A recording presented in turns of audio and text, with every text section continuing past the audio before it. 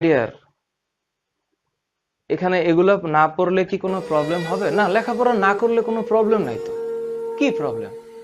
বাংলাদেশে সবাই কি লেখাপড়া করছে? বা লেখাপড়া করে কি তার জীবনে কিছু করতে হবে? কোনো সমস্যা নেই, লেখাপড়া ছাড়া সবকিছু করা যাবে, কোনো ব্যাপার না। লেখাপড়া হচ্ছে মনের সুখের জন্য মানুষ করে, বাধ্য হয়ে করে। আবার ইনস্টিটিউশনে যাইতে হয় মানুষ বাধ্য হয়ে, কারণ স্কুলিংটা হচ্ছে স্কুলিং।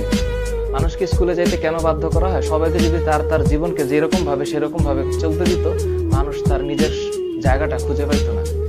এমনও তো হইতে পারে যে স্কুলে গিয়ে পড়ালেখা করার পরে কারো ভিতরে ফিজিক্সের প্রতি প্রেম তৈরি হয়েছে, তার ফিজিক্স ভালো লাগছে, সে ফিজিক্স নিয়ে কিছু করছে।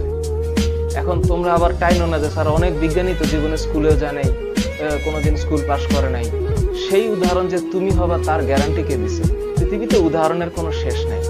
কিন্তু schooling, college, university is a process, যেখানে গিয়ে মানুষ হয়তোবা তার পছন্দের একটা জায়গায় যাইতে পারে, তার পসিবিলিটি বেশি। কিন্তু স্কুলে না গিয়ে যে তুমি সাকসেসফুল হবা তার গ্যারান্টি কেউ দেয় না। সুতরাং লেখাপড়া না করলে চলবে, সমস্যা নেই। সবাই কি লেখাপড়া করবে? আমি যে পড়াচ্ছি সবাই কি এটাকে খুব ভালোভাবে নিবে না তো। নিতে কেউ বাধ্য না তো। পৃথিবীতে বাধ্যতামূলক কিছু নাই, মানুষের জীবনটাই বাধ্যতামূলক না। চাইলে যে কোনো সময় যে কেউ মারা যেতে পারে, তাই না? এখন বাধ্যতামূলক মানুষ চিন্তা করে যে হ্যাঁ আমি একটা ভালো কিছু করব এবং সে অনুযায়ী চলবো, কারণ সবার কাজের বিচার হিসাব দিতে হবে। একটা আফটার লাইফ তো আছে, সেই সময় হবে সব ইজি স্কুইজি সমান সমান হবে, তার আগে সমান সমান হবে না। যদি এই পৃথিবীতে সব হিসাব সমান সমান হয়ে যেত, তাহলে তো আফটার লাইফ বলে কিছু থাকতো না।